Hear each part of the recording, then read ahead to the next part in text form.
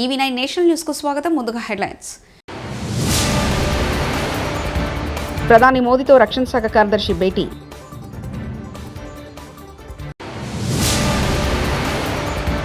భూమి కోసం ముక్తి కోసం పోరాటాలు చేసిన ఆదివాసుల జిల్లా ఇది. 2.5 కేజీల వాసవిమాత బంగారు విగ్రహాన్ని ఆవిష్కరించిన బాలకృష్ణ దంపతులు.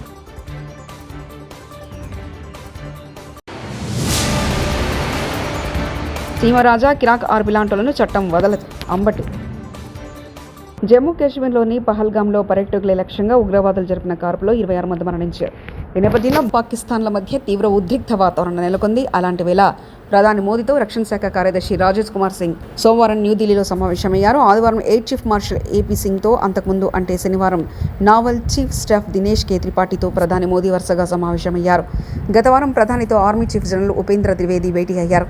ఇలా వరుసగా త్రివిధ దళాల అధిపతులతో ప్రధానమంత్రి భేటీ కావడం, తాజాగా రక్షణ శాఖ కార్యదర్శి రాజేష్ కుమార్ సింగ్ సైతం సమావేశానికి హాజరవ్వడం ప్రాధాన్యత సంతరించుకుంది. తెలంగాణలో కేంద్ర మంత్రి నితిన్ గడ్కరీ పర్యటిస్తున్నారు. కొమరంభీం జిల్లాలోని కాగజ్ నగర్లో 3,694 కోట్లతో 5 జాతీయ రహదారులను ప్రారంభించారు.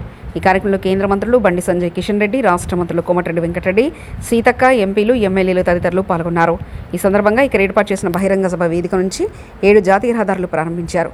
అనంతరం ఆయన మాట్లాడుతూ ఆదిలాబాద్ జిల్లాకు ప్రత్యేక చరిత్ర ఉందని, భూమి కోసం ముక్తి కోసం జిల్లా ప్రజలు ఎన్నో పోరాటాలు చేశారని, ఆదిలాబాద్ సామాజికంగా ఆర్థికంగా వెనుకబడిందని, ఉపాధి కోసం ఎదురు చూస్తున్నారని అన్నారు. किशन जी, ये बड़ा इंटरेस्टिंग बात है कि हिमाचल प्रदेश में रोहतांग पास आप गए होंगे, वहां जाने के लिए 3.5 घंटे लगते थे. अब हमने एक टनल बनाई है, अटल टनल, 8 मिनट में निकल जाते हैं. वहां से निकलकर हिमालय के बीच में से लद्दाख लेह तक हम 8 टनल बना रहे हैं. नया रोड बन रहा है और लद्दाख लेह में आकर कारगिल के नीचे हमारे आशिया की सबसे बड़ी 12 किलोमीटर की सबसे बड़ी टनल जोजिला टनल हम बना रहे हैं, जिसका 75% काम पूरा हुआ. जोजिला टनल से निकलकर हम झेड़मोर टनल हमने बनाकर प्रधानमंत्री जी ने उसका उद्घाटन किया, वो पूरी हुई है.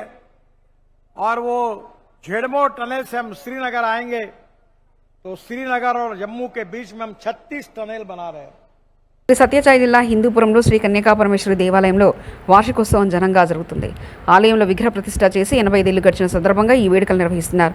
ఇటీవల 2.5 కేజీల బంగారంతో విలువ సుమారు 3 కోట్లు తయారు చేసిన వాసవిమాత విగ్రహాన్ని ఏర్పాటు చేశారు. సోమవారం ఉదయం ఎమ్మెల్యే బాలకృష్ణ దంపతులు ఆ విగ్రహాన్ని ఆవిష్కరించి బంగారు పుష్పలతో అమ్మవారికి ప్రత్యేక పూజలు చేశారు. అనంతరం ఆర్యవైశ్య సంఘం సభ్యులు బాలయ్య దంపతులను ఘనంగా సన్మానించారు.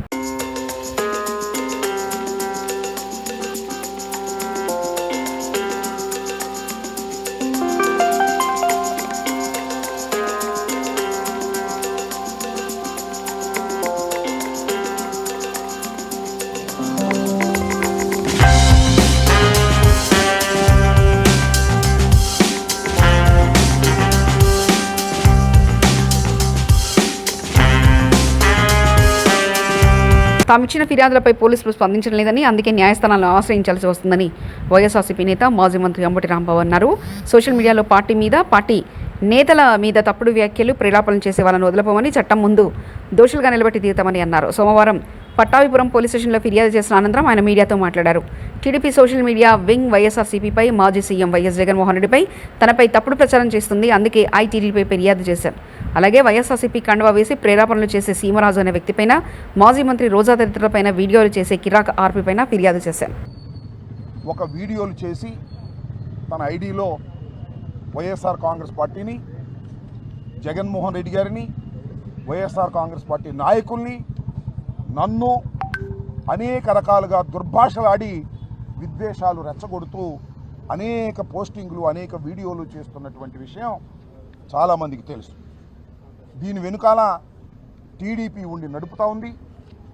పైగా ఆయన ఆ సీమరాజు అని ఆయన పేరు వేరే చంద్రకాంత్ చౌదరిట, ఆయన మెల్లో వైఎస్ఆర్సీపీ జెండా కండువా కప్పుకుంటాడు. వైఎస్ఆర్సీపీ అంతర్జాతీయ జనరల్ సెక్రటరీ అని చెప్పి మోసం చేసి, చీట్ చేసి ప్రజలను నమ్మించేందుకు ప్రయత్నం చేస్తూ ఉన్నాడు. ఆయన మీద గతంలో కూడా నేను ఇదే పోలీస్ స్టేషన్లో కంప్లైంట్ ఇచ్చాను. But police has not taken any action, case కూడా రిజిస్టర్ చేయలేదు. మళ్ళా ఇవాళ నేను మళ్ళా ఒక కంప్లైంట్ వారికి ఇచ్చి ఆ సీమరాజు అనే వ్యక్తి మీద కంప్లైంట్ డీటెయిల్స్గా ఇచ్చి నేను రసీదు కూడా తీసుకున్నాను. ఎందుకు రసీదు తీసుకున్నానంటే పోలీసు వారు రిజిస్టర్ చేయరని, చేయకపోతే న్యాయస్థానాలను ఆశ్రయించవలసిన అవసరం ఉంటుందని రసీదు తీసుకుని రసీదు ఇవ్వటం అనేది వారి డ్యూటీ. పోలవరం ప్రాజెక్టు నాడు నిర్లక్ష్యం, నేడు పరుగులు పెడత పనులు. మాజీ మంత్రి పీతల సుజాత మీడియా సమావేశం. ఆంధ్రుల జీవనాడి పోలవరం. స్వాతంత్రం వచ్చినప్పటి నుంచి కూడా పోలవరం ప్రాజెక్టు పూర్తవటం అనేది ఒక కలగానే మిగిలిపోతూ వస్తుంది. చంద్రబాబు నాయుడు గారు ముఖ్యమంత్రి అయిన తర్వాత ఒక సంకల్ప బలంతో, ఒక కృషితో, ఒక కంకణం కట్టుకుని ఎట్లా అయినా సరే పోలవరం ప్రాజెక్ట్ని పూర్తి చేసి జాతికి అంకితం చేయాలి అనే ఒక మంచి ఆలోచనతో, దృఢ నిశ్చయంతో ముందుకు వెళ్తున్న విషయం ప్రజలందరికీ కూడా తెలుసు. నేడు గౌరవ ముఖ్యమంత్రి వర్యులు చంద్రబాబు నాయుడు గారు ఈ పోలవరం ప్రాజెక్ట్ని వేగవంతంగా పూర్తి చేసి, అంతేకాకుండా కోట్లాది రూపాయల యొక్క వ్యయాన్ని, కోట్లాది రూపాయల వ్యవసాయాన్ని కాపాడేందుకు చాలా కృషి చేస్తున్నారు. అంతేకాకుండా చివరి ఆయకట్టు వరకు కూడా నీరందించాలని ఒక లక్ష్యంతో ఈ రోజున కూటమి ప్రభుత్వం ముందుకెళ్తున్న విషయాన్ని కూడా ప్రజలకు తెలియజేస్తున్నాం. అంతేకాకుండా పోలవరం నా పార్లమెంట్ పరిధిలోనే దొంగ పాస్పోర్ట్లతో అత్యధిక బంగ్లాదేశీలు ఉండడం నాకు సిగ్గుచేటు. BJP MP Dharmapuri Arvind.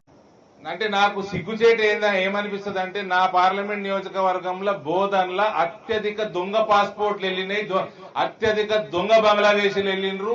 ఒకటే ఇంటి మీద అడ్రస్ మీద 42 దొంగ పాస్పోర్ట్లు వెళ్ళినాయి. అందాల పోటీల వల్ల తెలంగాణకు పెట్టుబడులు వస్తాయి. కాంగ్రెస్ ఎమ్మెల్యే కడియం శ్రీహరి. హైదరాబాద్ మహానగరానికి ప్రపంచ వ్యాప్తంగా ఒక బ్రాండ్ ఇమేజ్ ఉన్నది. ఆ బ్రాండ్ ఇమేజ్ దృష్టిలో పెట్టుకొని అందాల పోటీలు హైదరాబాద్ లో నిర్వహించాలని చెప్పి నిర్వాహకులు నిర్ణయం తీసుకున్నారు. ఆ నిర్వాహకులకు కావాల్సిన వసతి మాత్రమే, ఏర్పాటు మాత్రమే రాష్ట్ర ప్రభుత్వం చేస్తున్నది. ఆ పోటీలు నిర్వహించడం ద్వారా హైదరాబాద్ బ్రాండ్ ఇమేజ్ పెరుగుతుంది అని, మరిన్ని పెట్టుబడులు హైదరాబాద్కి వస్తాయనే ఉద్దేశంతోనే తప్ప మిగతా పక్కన పెట్టి అది చేస్తున్నామని చెప్తే అంతకంటే దుర్మార్గమైన. రేవంత్ రెడ్డి ప్రభుత్వానికి అందాల పోటీ పట్ల ఉన్న శ్రద్ధ రైతుల పట్ల లేదు. రాష్ట్ర వ్యాప్తంగా మార్కెట్ యార్డుల్లో ధాన్యం కొనుగోలు కోసం పడిగాపులు కాస్తూ ఇప్పటికే 5 రైతులు ప్రాణాలు కోల్పోయారు. ఇవి సహజ మరణాలు కాదు, ముమ్మాటికి కాంగ్రెస్ ప్రభుత్వ హత్యలే. మాజీ మంత్రి ఎమ్మెల్యే హరీష్ రావు. అమ్ముకున్నారు. ఇది బీఆర్ఎస్ పార్టీ బయటకు తెచ్చిన తర్వాత ఇప్పుడు ప్రభుత్వం విజిలెన్స్ ఎంక్వైరీకి ఆదేశించింది. విజిలెన్స్ కాదు, దీని మీద సిబిఐ విచారణ జరపాలి. కేంద్ర ప్రభుత్వం, బీజేపీ, ఎందుకంటే సిసిఐ కేంద్ర ప్రభుత్వ కంట్రోల్లో ఉంటుంది, సిసిఐ అనేది కేంద్రం ఆధీనంలో ఉంటుంది. మరి ఇలా సిసిఐఏ అవినీతికి పాల్పడ్డది. మధ్యదళారీలు, బ్రోకర్లు, ఈ సిసిఐ అధికారులు కలిసి దాదాపు 3,000 కోట్ల రూపాయలు పత్తి రైతులకు నష్టం జరిగింది. ఈ పత్తి రైతులకు జరిగిన నష్టాన్ని పూరించాలి అంటే దీని మీద సిబిఐ విచారణ జరిపి రైతులకు రావాల్సిన డబ్బులు రైతులకు ఇప్పించాలని కూడా బీఆర్ఎస్ పార్టీ డిమాండ్ చేస్తూ ఉంది. వడ్ల కుప్పల మీదనే రైతులు చనిపోతున్న పరిస్థితి ఉంది. రాష్ట్ర వ్యాప్తంగా ఇప్పటికీ 5 రైతులు మార్కెట్ యార్డ్లో పడిగాపులు కాస్తూ, దీనంగా ఎదురు చూస్తూ, హార్ట్అటాక్తో కానీ వివిధ కారణాల వల్ల ధాన్యపు కుప్పల మీదనే రైతులు చనిపోయిన పరిస్థితి ఉంది. ఏప్రిల్ 15 జగిత్యాల జిల్లా కతలాపూర్ గ్రామంలో జలపతి రెడ్డి అనే రైతు మార్కెట్ యార్డ్లోనే చనిపోవడం జరిగింది. ఏప్రిల్ 21 మహబూబాబాద్ జిల్లా తొర్రూరు మండలంలో చీర్లపాలెం అనే గ్రామంలో మహిళా రైతు ప్రేమలత మార్కెట్ యార్డ్లో ధాన్యాన్ని తెచ్చి అక్కడే 2-3 రోజులు పడిగాపులు చేస్తూ చనిపోవడం జరిగింది. ఏప్రిల్ 26 సిద్దిపేట జిల్లా చేర్యాల మండలంలో ఆకునూరు గ్రామంలో హనుమయ్య అనే రైతు వడ్ల కుప్ప మీదనే ఆకునూరు గ్రామం, చేర్యాల మండలం, సిద్దిపేట జిల్లాలో చనిపోవడం జరిగింది. ఏప్రిల్ 22 మహబూబాబాద్ జిల్లా నెల్లికుదురు మండలం. అక్కడ బిర్రు వెంకన్న అనే రైతు ధాన్యం తెచ్చి ధాన్యం కుప్ప మీదనే చనిపోవడం జరిగింది. ఇట్లా చాలామంది రైతులు, అంటే ఇవి నిజంగా ఇవి నార్మల్ డెత్స్ కావు, ప్రభుత్వ నిర్లక్ష్యం వల్ల జరిగినటువంటి చావులు. ఒక రకంగా చెప్పాలంటే ఇవి ప్రభుత్వ హత్యలు. రైతులు ఇవాళ ఇట్లా చనిపోతున్నా ఈ ప్రభుత్వం వడ్లు కొనాలని రోడ్డుకిన అన్నదాతలు. ఖమ్మం జిల్లా కల్లూరు మండల కేంద్రంలో ప్రభుత్వం ఇంకా వడ్లు కొనలేదని, వర్షం పడితే వడ్లు తడిచి నష్టపోతాయని రోడ్లపై బైఠాయించిన రైతులు. ప్రభుత్వం వెంటనే స్పందించి వడ్లు కొనాలనే డిమాండ్. భారీగా నిలిచిపోయిన వాహనాలు.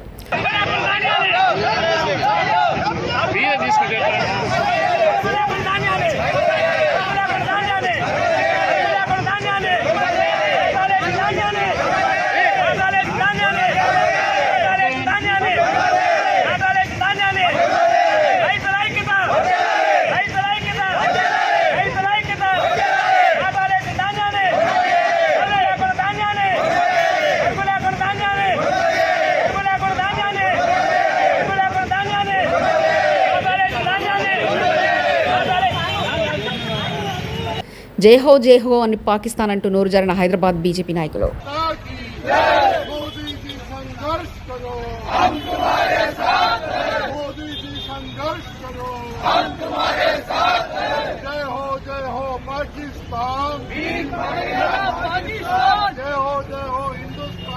నితిన్ గడ్కరీ ఒక మహానేత. నా 30 ఏళ్ల రాజకీయ జీవితంలో నితిన్ గడ్కరీ లాంటి నాయకుడిని ఎప్పుడు చూడలేదు. ఏ పని ఉందని వెళ్ళినా ఒక నిమిషంలో పని పూర్తి చేసేవాడంటూ మంత్రి కోమటిరెడ్డి వెంకటరెడ్డి వ్యాఖ్యానించారు. मगर कभी भी ऐसी मिनिस्टर को नहीं देखा है. कभी भी जाओ रोड का प्रॉब्लम होने दो, कुछ प्रॉब्लम हो, 1 मिनट में अपॉइंटमेंट दे के बिठा के काम करने का मिनिस्टर जो ये असेंबली पार्लियामेंट में हाउस के अंदर भी यही बोला थे. मैं आप एक ही रिक्वेस्ट है, गडकरी जैसे बड़ा महान नेता को मैं हैदराबाद में 2 दिन पॉइंट बनूंगा, मगर यहाँ से हमारा तेलंगाना का विजिट करके जो ये फॉरेस्ट एरिया को जो डेवलप करने के वास्ते आ रहे, आपको स्वागत करते हुए मेरा एक ही रिक्वेस्ट है. వైఎస్ఆర్ కాంగ్రెస్ పార్టీ ఎన్ఆర్ఐ విభాగ గ్లోబల్ కోఆర్డినేటర్ ఆలూరి సాంబశివారెడ్డి నేడు బ్రిస్బెన్లో నిర్వహించిన వైఎస్ఆర్సీపీ గ్లోబల్ కనెక్ట్ పర్యటన మరో విజయవంతమైన అధ్యాయంగా నిలిచింది.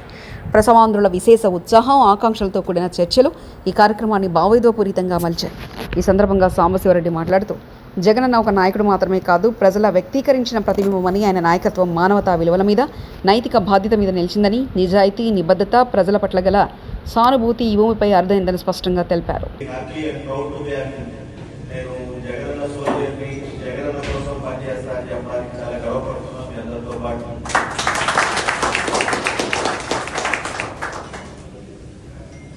ఇంత దూరంలో ఉండి కూడా మీరు అంటే పార్టీ కోసం, జగనన్న కోసం అనునిత్యం ఆలోచన చేస్తుంది.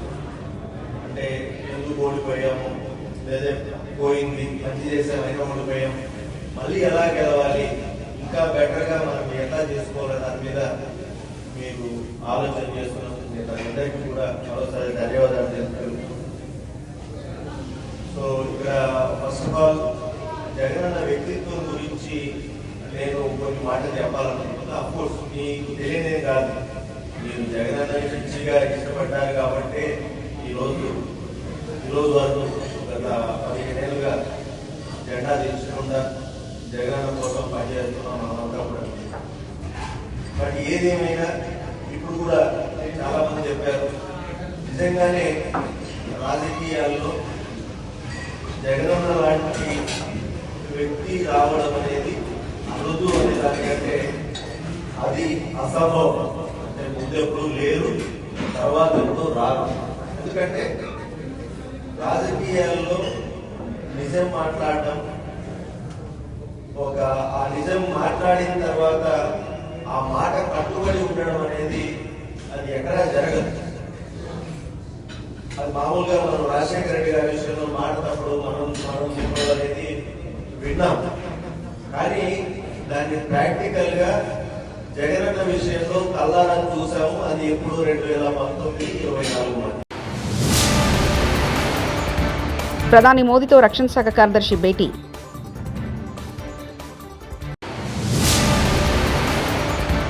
భూమి కోసం, ముక్తి కోసం పోరాటాలు చేసిన ఆదివాసుల జిల్లా ఇది.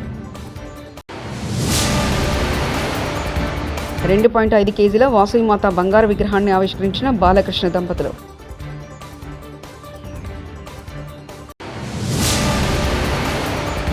సీమరాజా కిరాక్ ఆర్బిలాంటోలను చట్టం వదలదు అంబటి. ఇవి బులెటిన్ విశేషాలు. చూస్తూనే ఉండండి EV9 నేషనల్ న్యూస్.